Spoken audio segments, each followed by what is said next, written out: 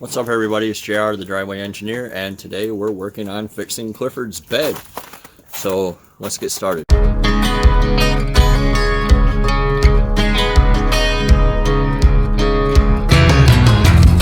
I posted in a previous video that I was in an accident. I've beat and pried on this pretty significantly, and it's actually looking a lot better than it was in that initial one. But really, I needed to get a taillight in there so I could drive it and secure the tailgate so that my stuff wouldn't fall out or it wouldn't fall off. At first, the hinge was broken off and it was just flapping around. But I went in, I cut a piece of plate steel or something that I had laying around and put the hinge back on so that it would stay secure and it wasn't just hanging by that. Anyway, I have some prep to do before I show you guys the new bed. If you've been following me on social media, you already know what it is, so I'll try to get to the point because that's why you're here. I need to get my toolbox out. I need to get my fuel filler off. The miscellaneous crap that's in the bed needs to come out, including this giant 4x8 piece of plate steel. I think that there's 8 or maybe 6 18mm bed bolts underneath. That's not that big a deal. It's just wet and crappy out today, so that'll suck. But yeah, I'll have this off in I'll have it unbolted and ready to come off in probably 30-40 minutes, and then I'll cut away. I'll come back when we're up at the undisclosed location where I keep all my secret stuff. Alright, so I got the toolbox and my giant piece of plate steel out. Had to cut that because I can't lift a 4x8 sheet apparently by myself. Bolts are off. It's just sitting there on its own weight. So I'm going to head up to the back cave. I'm going to go ahead and film that for entertainment value because I'm working alone. So I wish that everybody who was following was here to help me pick this thing up, but they're not. So I'm probably just going to tie a strap to it and tie the other end to a tree and drive away. We'll see how it goes. But yeah, I'm going to head up there now. So I'll be right back. Alright, so this is it. M101 A2 cargo trailer. Pretty sure that this is going to go on there. That's definitely coming off of there. So I'm going to set the camera up somewhere and you can laugh. I'll probably put it on time lapse. You can laugh at me while I struggle an 8-foot bed off all by myself. At least I don't have to care about it getting scratched up or anything. So that's a plus.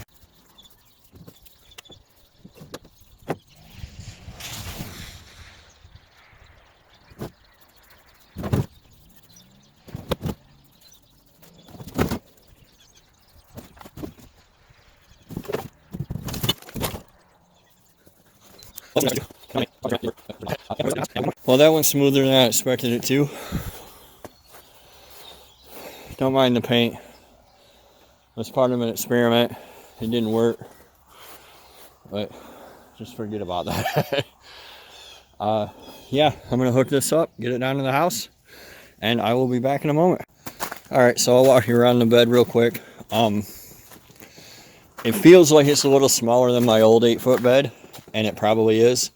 It measures out to be exactly 8 feet from the bulkhead to here, so I probably could not get an 8-foot piece of material in here.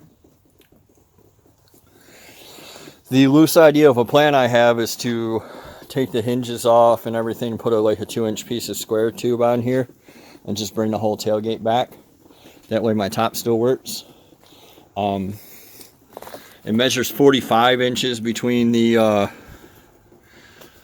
wheel wells, so I'll have to take 2 inches out to get a 4-foot in between. So I'll section 2 inches out of each side. Hopefully my toolbox will still fit in here somehow. I don't know. These little rails are pretty cool because they're kind of like modular and stuff. I'm not going to take them off right now. I might not ever take them off. But yeah, the way it's held on is it just has these little, like, I don't know, I wouldn't call them J-bolts, I guess. Just kind of clamped on. Bear with me here. So, see, this here is the actual frame, and then this is the bed of the truck, and there's a bunch of these, like, I think they're 9/16. You just slide them out, walk them out, and then there's a bunch of these clamps up here. It's bolted in like 100 places. It's flat, completely flat on the bottom, so I haven't really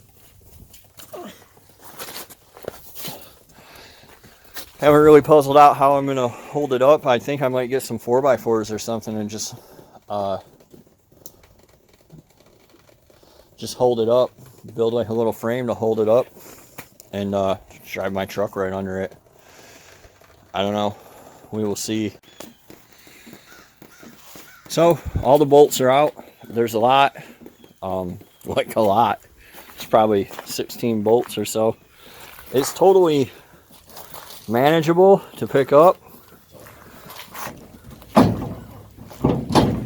but you know, it'd be a lot more helpful if I wasn't such a jerk and I made friends, because really I could like 4 guys could pick this up and I can pull the trailer right out from under it. So dun dun dun. So let's take a look real quick. This turned out like way better than I could have hoped.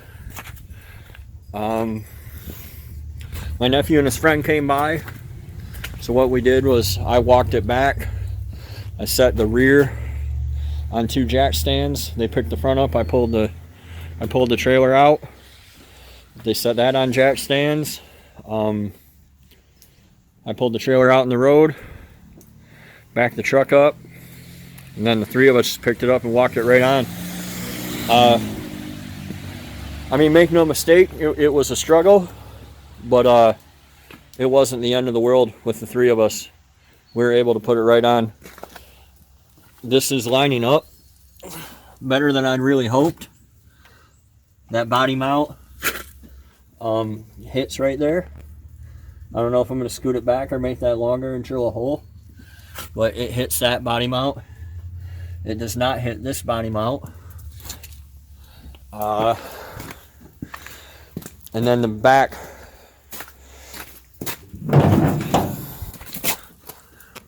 here it doesn't hit either. It's a little off, so I might have to get some plate steel.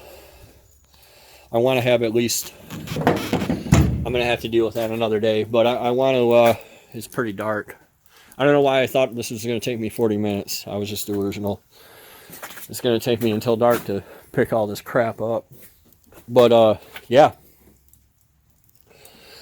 And then the other bed went right on the trailer, and that worked out great. So it should still dump. I should have a dumping trailer and a cool army bed. The canopy goes on, it fits right.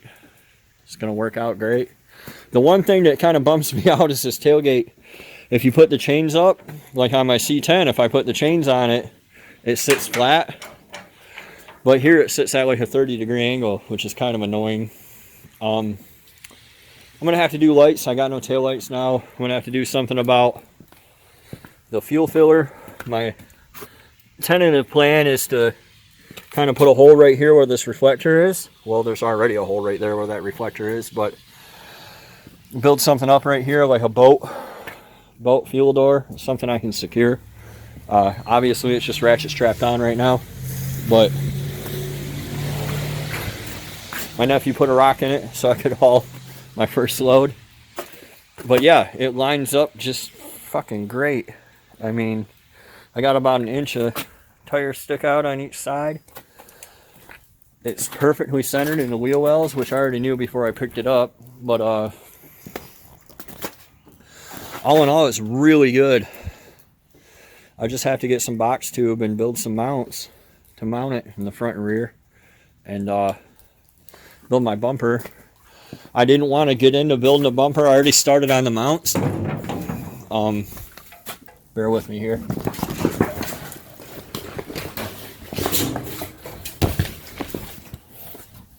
Alright. That canvas looks really cool, but it's kind of a pain. I'm probably not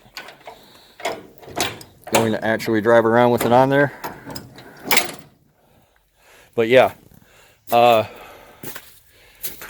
Now that I know where the end of this box lands, which is right at the end of the frame, I know where I can, obviously this hitch just sticks needlessly far off the back, so when I build my new bumper I can build it pretty flush.